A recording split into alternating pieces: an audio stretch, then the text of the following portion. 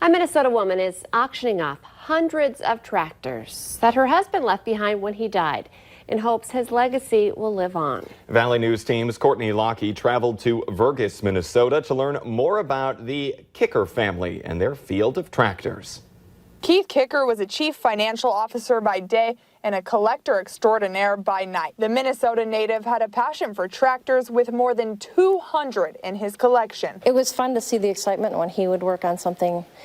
He would buy a parts tractor and then he would come in and say, guess what, I got it running. It's like, oh good, now you need another parts tractor.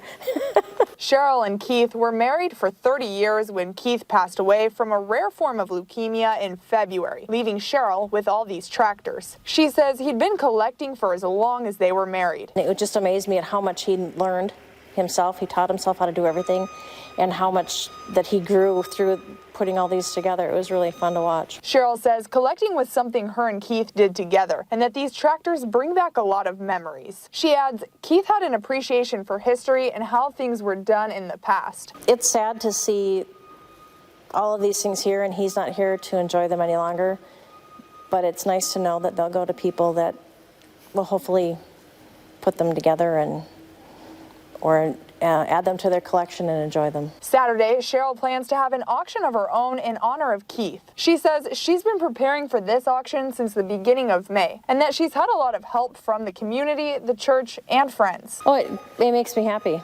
that they get to see the fruits of his labor, of all his time of collecting. Cheryl says it's bittersweet saying goodbye to these tractors, but that she hopes wherever they end up, that Keith's legacy lives on. In Vergas, Courtney Lockie, Valley News Live.